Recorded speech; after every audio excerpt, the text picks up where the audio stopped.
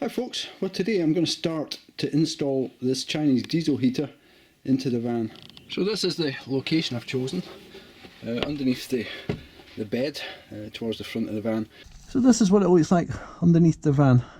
We've got some holes through the floor, like these screws going through the floor where the ply line is held in. So I'm just going to neatly cut this lino out from underneath the bed, and then I can see if I can identify where those screws are, so I can measure from them. So now I've figured out what's underneath the van, and this is the area I can kind of use. I've decided to set the heater up back to front that way. So instead of just drilling those two holes like is on the mounting plate there for the exhaust and the intake, I decided I would just go ahead and purchase a turret mount off eBay, which means I can just drill a 5-inch hole in the base of the van. This can then drop down through the ply and stuff out, so I don't have to cut out any of the extra ply. So I'd be like a 5-inch hole straight through everything, and this should give me a bit of seal. But this comes with a hole drilled for your fuel line and your power, with a grommet in it, so it makes it a lot more simple to install. So I can just go through there with a 5-inch hole saw, put this in. And this is stainless steel, where I think that might be galvanised. I don't know, it might be stainless. I don't know, but yeah, I think it was worth the investment going for the turret mount, which should make things a bit easier. Slightly different shaped, but it should still do the job. So the holes are all in the same places. So that's what I'm going to do. I'm going to mark up to get this hole drilled and go ahead and drill it. I'm going to have to cut out a bit of the bed base up to about there, so the heater can sit just lengthways in that space, front to back, without it being too close up against the carpeted wall at the back for the air intake for the blown air. So yeah, just going to go ahead and probably just get that cut first, and then go ahead and mark out for the big hole through the floor. So that's that piece of wood cut out now, so I can set the plate in there with the heater on it just to get a final measurement. Yes, that's where it's going to sit, just a bit lower down once the hole's drilled through the floor. So we'll go ahead and mark it up properly, and then go ahead and drill the hole. So now I've got that hole marked out, I'm going to go through with a 5-inch hole saw, but before I do that I'm going to drill a pilot hole just through the centre, and then I'm going to check underneath the van just to make sure that that's 5-inch hole isn't going to foul on anything. I'm pretty sure it's all clear underneath, so, but I'll drill a small hole and then I can check just in case. Right, I think we're through. Right, so that's where our holes come through, and when I put the hole saw up against here, it's pretty clear that it's going to be alright. A bit thicker metal there, but I think we'll get away with it. Right, well, it appears to be that time, so I have to start drilling, I guess.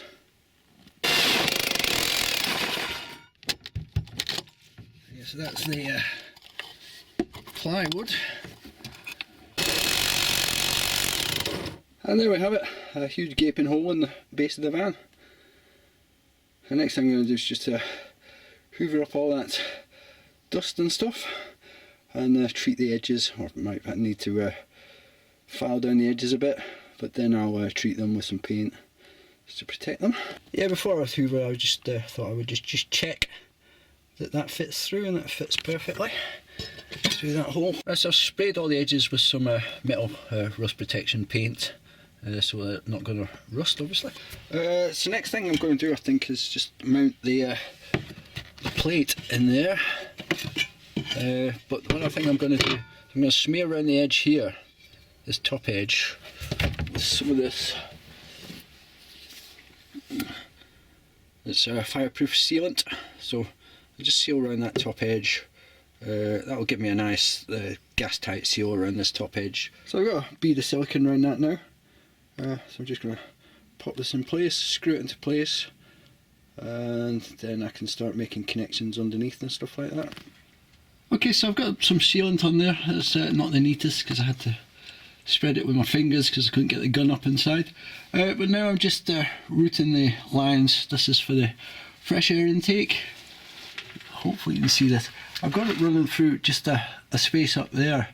I did have to squash the pipe a bit, but it's not really constricted it. I just thought, if I stick it through there, then it means the intake is in this really sheltered bit here, where it's not going to get loads of dirt and stuff flung up at it.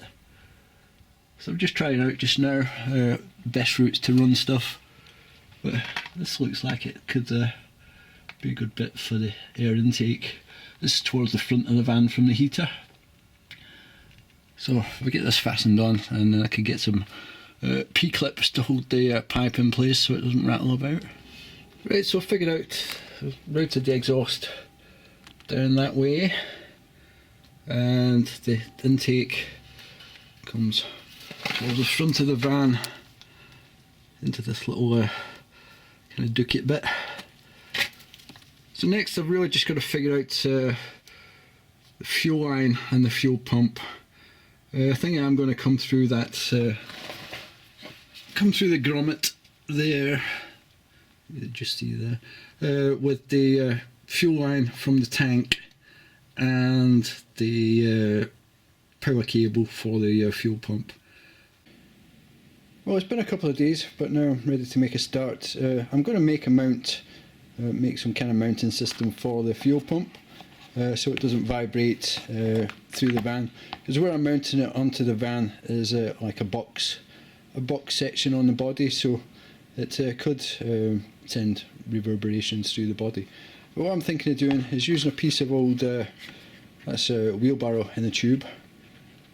Just make a small hanging mount using this. Right, so that's the start. I've got the big washer on the back with the screw through it, and obviously the bolt ends poking through. So then I just put the fuel pump onto there, like so, and really tighten it up. So whilst the wiring might look like a tangled mess, it's actually really simple to do because all the plugs are pre-wired and the loom's already made up, and the plugs can only connect to the plugs they're meant to connect to. So I can get this straightened out. So we've got the power wires to go into the heater itself, and then we've got another wire that has to go through that grommet that's down there externally to the fuel pump, because I'm running the fuel pump externally. And then we've got our main power lead, which will go just over there to the auxiliary fuse box, and then another wire which I'll extend and run to my earthing points back there, because I don't think these screws I think are just into ply, and the mount in plate is pretty well insulated from the body with the heat paste, so I'm probably better just running them all together back to the battery where the rest of the earths are. And then we've got the wire for the like the LCD display. I'm going to put the LCD display, I think, just up on the side of the fridge cupboard there. I think that's probably the best place for it.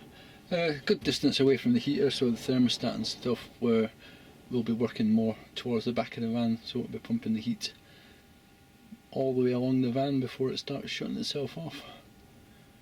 So yeah, just somewhere on that fridge cupboard in the back corner, but obviously not where this is going to interfere with it going up and down, so probably just above where that grey mount is, where that grey toggle is.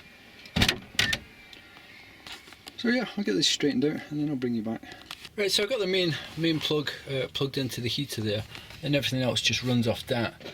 And I've got this handy channel that runs along the back of the bed, all the way along to where the fuse box is, which is just down there.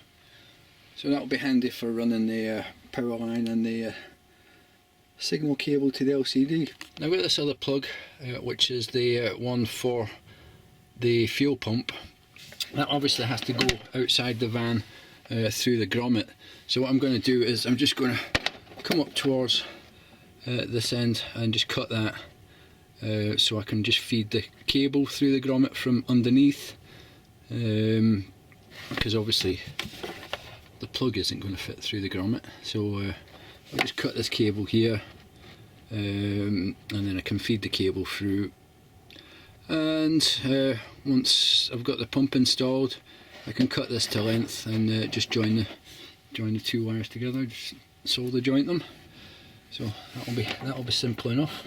But yeah, I'll cut it towards this end rather than cutting the other ends, where I'd have to put a joint behind the heater or wherever, which would be awkward to get to. So that's fuel pump. And then up this end we also have a red positive, black negative, and the signal wire for the LCD. As I said, I'm going to have to extend that negative. To come up to here, where it's just on the left hand side of the screen there. You can see I've got a bus bar for my earth points. I'll show you again, that's down there is where the auxiliary fuse box is. So I'll be plugged into that. I'm thinking I might fit a switch somewhere, so I'll leave myself a little extra wire. It's like an isolation switch, which I think I probably will mount on the side of the box that I'm going to, when I box that in, and mount the isolation switch just on the side, just so I can switch it off completely in the summer when I won't be needing it at all. Right, so I've had second thoughts about the earth. I've checked with the meter here, and the bolts in the base of the heater are into the metal of the chassis, so they are actually providing a decent earthing point. So what I'll just use is the ring that came in the kit, the earthing point, and just put it underneath that bolt. So just unscrew that bolt and put that in, and that'll be the earth sorted, which makes the job a bit simpler. Right, so I'm going to just cut off this inline fuse holder. I'll just cut it about there so I can reuse it in another situation, but I just need a spade connector to plug into my auxiliary fuse box. So I'll do that just now, put a spade connector on there. I'm just going to leave this extra wire in here just now in a loop, so I can bring it up to a switch when I choose to fit that. Okay, I've got that changed to a spade connector now, so I can just run that and plug it into the auxiliary fuse box. And I've taken the 15 amp fuse out of the fuse holder, and I'll use that in my auxiliary fuse box to power it when I'm ready. So I get this plugged in now. Right, so that's a positive run. You see I've left this live loop here, which will give me plenty to run to a switch when I put that in. I've just taped it up together just to keep it tidy whilst I'm working the rest of the job. So I've started running the signal wire along the back as well. I think I'm going to be putting all this in conduit eventually. I'll just get the wiring run first. I thought I was going to have to extend this, but by the looks of it, once we're inside the cupboard, I think it will be long enough to reach where I need it to. So that'll be handy. So really the next thing I want to do is mount the LCD display up there somewhere, drill a hole in that cupboard that I can put the wires through. Right, so that's the display mounted there. So you see the wires come through the bottom there. Still got that rather large plug on it. So what I did was behind where this is mounted, I cut the carpet a bit, and then I went through with the 1-inch hole saw, which left me a big enough hole to just slide the plug through without any much hassle. Next I've just got to hook up the two wires, put the plug into the socket inside the cupboard. That involves just going around the back of the van and opening up the access hatch, and hopefully I can just reach through and plug them together. And then it's just a case of tidying the wires up. So there you can see the access panel behind the fridge, and just there where the black and white plug and socket are. This is where the wire comes down. So it goes all the way down there and then down onto where my shelf is, so I've got to put some cable clips in just to hold it in place. But yeah, it's an easy enough job, and there's plenty of cable to do it. At this point I also wired up the fuel pump. Somehow the footage got corrupted, so I've not got it to insert here. But yeah, I cut the wire like I said I was going to, fed it up through the bottom of the grommet, and then soldered the two wires to their respective partners on the other end. And as you've already seen, the mount I made for the exhaust didn't quite work out right, but I hung it using it anyway, but you'll see that later on in the video. So now the fuel pump is mounted and the cables are all connected. Yes, I've just mounted the vent onto here. I'm thinking possibly running a Y piece and putting a second vent towards the rear of the van. I'm not fully decided yet. So I just went to the timber merchants and bought some wood to box in the heater, make the frame to box it in. This is the same stuff I used to build the whole base of the bed. This was 4.8 metres and it cost £7.96. It's always worth checking out your timber yard if you've got one near you. They're far cheaper than the likes of B&Q, Wicks, etc. Yeah, so that's the supports for the boxing in, all cut to size, not fastened in yet. I remember to leave a gap up the front because I'm thinking about putting another vent in further towards the back, so it's left enough room to get the pipe through there. I've also added a couple of vents in this end panel, even though down the back there, behind there, will all be open anyway, because this doesn't go all the way to the back of the van, it just goes to the end of where the bed is. So there's a huge gap down there, and then there's the two extra vents just inside. I can fasten that back on now. So the fuel line I've been waiting for a few days has arrived, so I'll get that installed today. I'll just show you where I'm up to with this. So I've got the thing boxed in, so now I can put my sleeping bags and stuff back in to this section. I also put all the cabling into conduit back there, so it's not likely to get caught in anything. So yeah, I just got to replace this fuel line with that other stuff because this wasn't quite long enough to reach to the back of the van there, just behind where the fridge is, to where I'm going to mount the fuel tank. So I'll get this pulled through the grommet. I'll fasten that piece to this piece and get it pulled through, and that'll make it a lot easier. And then we can run this along the back of the bed, probably put it in conduit as well, and through that fridge cupboard and right to where the fuel tank is going to be. Right, so now I've got the fuel line run all the way back to the fridge cupboard from up there, and then I'm going to come through the back here. So mount this tank just a bit higher because I've got to put the fuel plug at the bottom, and then I just run up, put the fuel filter, and then go through the back of the cupboard and connect it all together. Right, so that's the fuel tank in, all hooked up with all the pipes, the fuel filter, all running along to the front. It's actually underneath the van. You see the line there. So basically I'm ready to fire up. So first thing I'm going to do is switch it on here. I've run an isolator switch. You can see just over there, that's off at the moment. Flick the switch, that'll come on. So now I just need to prime it, which will take a good few goes I reckon on this. So just bottom buttons, and then the fuel pump starts clicking away. You see fuel pump there. We'll go underneath the van and see what that's like. So you can see the fuel filter there running in the fuel line. There's a bit of fuel in that sort of clear hose. I don't know if you can see that. I can't get right under here. But yeah, we'll bleed that until fuel starts coming through to here, and then we can fire it up. But as I say, it'll take a good few minutes to get this new fuel line filled with fuel. Right, so it took a few minutes, but the fuel's now to about, where's my finger? About to there. which is just about near the heater. So I think one more go should do it. Knock it back on again till the pump comes on.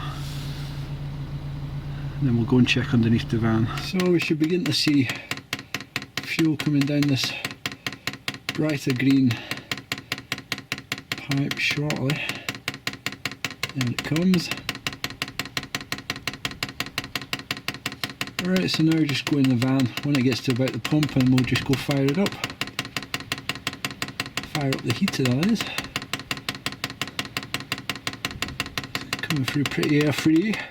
So knock that off and then press on, and then hopefully, yep, you see the glow plugs come on there. It's a sign for the glow plug. The fan's going. I'm going to shut this front door. Shut the front door. Just shut all the doors actually. So let's see what temperature it is in the van at the moment. At the moment it is, let's see, 12 degrees, and that's what temperature I've got the heater set for, 19 degrees. The heater itself isn't making a huge amount of noise. As the pump just started, I can just hear it. So the air that's coming through the vent just now, it's blowing air, but it's just cold at the moment. You can hear it gradually picking up speed.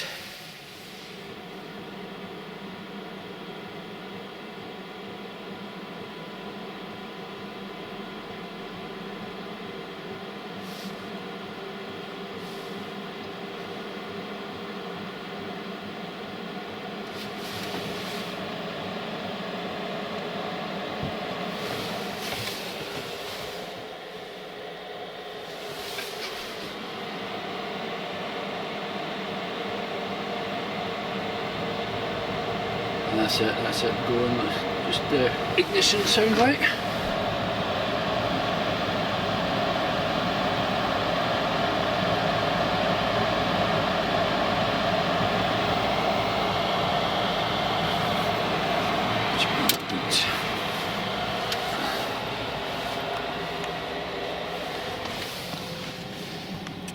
There you can see on the monitor here, it's got the first heat bar. This goes all the way up to red at the end there. So that's it. Starting to heat up. The fan's really kicking in now.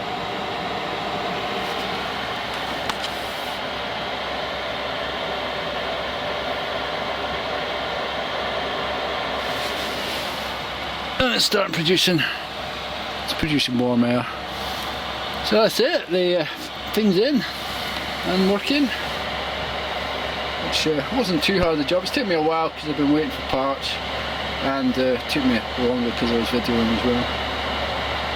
But yeah, that's going to be toasty.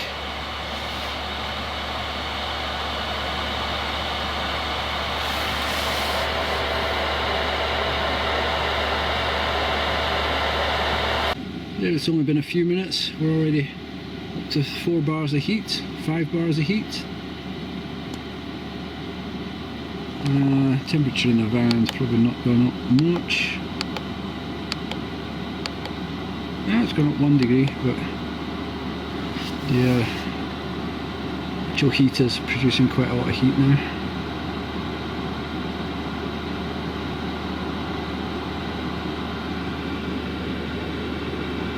Cool, I think I can take this protective cover off now.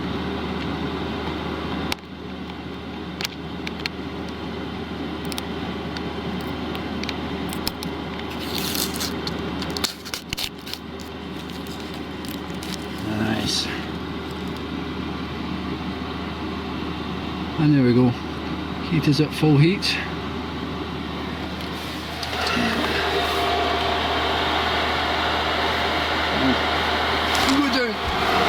Go down here. Oh, it's kicking out a wealth of warmth. So yeah, that's it. Externally it's quite noisy, but not overly.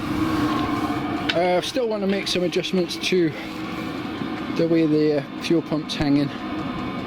So I'll do that at some point. And I'm also thinking about adding the extra length of exhaust.